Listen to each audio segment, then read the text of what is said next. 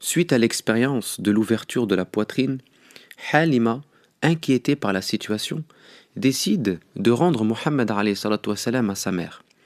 Le prophète alayhi salatu wassalam vécut ensuite avec sa mère qui ne s'était pas remariée après la mort de son époux Abdallah. Quelque temps plus tard, elle se rend à Yathrib pour visiter ses oncles maternels en compagnie de son enfant Mohammed et Ayman, autre nourrice du prophète sallallahu alayhi wa sallam.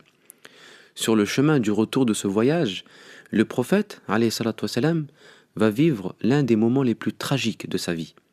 Sa mère tombe malade et finit par succomber à sa maladie sur le trajet. À l'âge de 6 ans, Mohammed alayhi salatu wassalam se retrouve sans père ni mère. Il poursuit alors son voyage sous l'aile de Ayman et de retour à la Mecque, c'est son grand-père, Abd al-Muttalib, qui le prend en charge. On connaît l'amour et la tendresse que Abd al-Muttalib vouait à son petit-fils. On rapporte qu'excepté Mohammed alayhi salatu wassalam, aucun enfant n'était admis dans la pièce où son grand-père recevait les notables. Et contrairement aux autres enfants, il avait le droit, lui, de s'asseoir sur le tapis de son grand-père. Et quand ses oncles tentaient de l'en empêcher, Abd al-Muttalib les reprenait aussitôt en leur disant « Laissez mon enfant tranquille, un grand avenir l'attend ». En effet, Mohammed alayhi salatu wassalam manifestait dès son plus jeune âge des signes de grandeur et de dignité. Mais peu de temps après, Abd al-Muttalib rend l'âme, après avoir confié la charge de son petit-fils à Abu Talib, oncle du prophète sallallahu alayhi wa sallam. Abd al-Muttalib avait 120 ans. Mohammed, lui, en avait 8. Une nouvelle fois, il se voit privé d'un parent affectueux. Son père, Abdallah, meurt alors qu'il est encore dans le ventre de sa mère. Puis, à l'âge de 6 ans, il perd sa mère. Et cette fois, alors qu'il a à peine 8 ans, il voit son grand-père disparaître. Autant de disparitions tragiques qui recèlent de précieuses sagesses. Son statut d'orphelin permettait de renvoyer sa parfaite éducation exclusivement à Allah subhanahu wa ta'ala. Ceci a pour but de souligner le caractère miraculeux du comportement exceptionnel de cet orphelin surnommé par les siens As-Sadiqul Amin, le véridique, le digne de confiance. Comment, en effet, un être qui n'a ni père ni mère, qui est privé de ses principaux repères en matière d'éducation, un être avec un statut social aussi fragile que le sien, est-il parvenu à se préserver des dérives de la société mécoise et surtout à atteindre les plus hautes sphères de la moralité humaine? Si ses parents étaient encore en vie, on aurait été tenté de leur attribuer le mérite de son comportement. S'il est aussi bon, c'est grâce à l'éducation de ses parents, s'entendrait-on dire.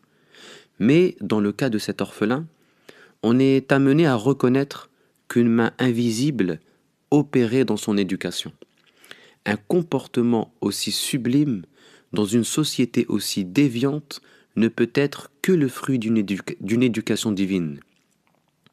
Deuxièmement, la disparition de ses proches dans un laps de temps relativement court permettait au prophète sallallahu alayhi wa sallam de faire l'expérience de la fragilité de la vie. La vie est éphémère et condamnée à disparaître. Avec cette conscience du caractère fragile de la vie, le prophète sallallahu alayhi wa sallam n'éprouvera aucun sentiment d'attache pour l'ici-bas et sera donc plus disposé à servir le monde de l'au-delà. Un être attaché à la vie n'est pas digne de servir la vérité, car ses actions seront entachées par des motivations mondaines. Seul un être complètement détaché du bas monde, qui ne nourrit aucun intérêt pour la vie, est à même de réaliser parfaitement les desseins de Dieu. Le bas monde est un sol fragile sur lequel on ne peut fonder une existence solide et stable. Le croyant doit enraciner son existence terrestre sur le sol fertile de l'au-delà. Ces épreuves tragiques qu'a vécues le prophète sallallahu alayhi wa sallam avaient donc pour fonction de le détacher de la vie pour qu'il puisse assumer sa mission prophétique sincèrement et sans être accusé de nourrir des ambitions mondaines. Après la mort de son grand-père, Mohammed ira donc vivre sous l'aile de son oncle, Abu Talib. Et pour aider son oncle à subvenir aux besoins de son foyer qui vivait dans des conditions très modestes, le prophète sallallahu alayhi wa sallam s'est mis à travailler comme berger. Il gardait un troupeau de moutons pour le compte des Mécois contre un peu d'argent. Par la suite, il s'est engagé dans les affaires et le commerce en tant qu'agent, car il n'avait pas les moyens de fonder son propre commerce.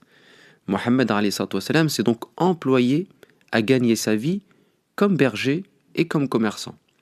Deux fonctions professionnelles qui vont jouer un rôle fondamental dans l'édification de sa conscience religieuse.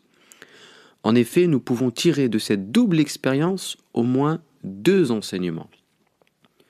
Premièrement, la fonction de berger lui donnait l'occasion de s'isoler dans la nature, d'abord pour éviter d'être affecté par les dérives et le tumulte des Mécois. Plus encore, ce rapport à la nature qu'imposait sa fonction de berger lui permettait de nourrir son intelligence contemplative. Dans le cadre de sa profession, il était amené à méditer l'univers, à s'imprégner du silence de la nature, à saisir les premiers signes de la présence divine qui se manifestent subtilement dans le livre ouvert de la création. La nature laissera une belle empreinte sur la personnalité du prophète sallallahu alayhi wa sallam. Les compagnons diront en effet que le prophète alayhi wa sallam avait un caractère contemplatif et observait de longs moments de silence. La nature, par ses signes et son silence, fournit une ambiance propice à la quête intérieure de Dieu. Elle éveille notre intelligence contemplative, d'ailleurs très peu cultivée dans les sociétés modernes. Une vie sans contemplation ne peut être qu'agitation. L'intelligence contemplative est celle qui donne ou qui nous donne accès à notre intériorité et qui nous permet de déceler la présence de Dieu où que nous soyons. Par ailleurs, le métier de berger, qui a été pratiqué par plusieurs prophètes, initiait le prophète sallallahu alayhi wa sallam symboliquement à sa mission prophétique.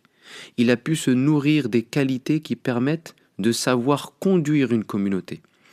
Autrement dit, le fait de guider des troupeaux de bêtes lui permettait d'acquérir les compétences nécessaires à la conduite des hommes sur la bonne voie. Deuxième enseignement, la fonction de commerçant lui montrait la nécessité de s'impliquer dans les affaires humaines. Si la contemplation est une dimension centrale dans notre cheminement spirituel, l'islam ne fait pas du mode de vie contemplatif, à l'image du bouddhisme par exemple, un idéal religieux. L'homme trouve aussi son équilibre dans la vie sociale. La vie humaine offre aussi des signes qui témoignent de la grandeur de Dieu. Par ailleurs, le commerce était pour le prophète sallallahu alayhi wa sallam le meilleur moyen d'apprendre à connaître les êtres humains dans leur pluralité, de comprendre la nature de l'homme dans sa complexité, pour savoir comment répondre à leurs attentes. Ce métier lui a permis d'aiguiser son intelligence pratique, celle qui est tournée vers les problèmes extérieurs. Durant sa jeunesse donc, le prophète sallallahu alayhi wa sallam a été à la fois berger et commerçant. La fonction de berger lui a permis de cultiver son intelligence contemplative en côtoyant la nature et le désert, tandis que celle de commerçant lui a permis de développer son intelligence pratique en côtoyant les hommes au plus près de leur tempérament. Et ces deux expériences, qui marquent des étapes déterminantes dans son initiation à la prophétie, visaient à faire de lui un être parfaitement équilibré, sachant conjuguer action et contemplation, interaction sociale et méditation spirituelle. Je vous donne rendez-vous demain pour un nouvel épisode. Wassalamu alaikum wa rahmatullahi wa barakatuh.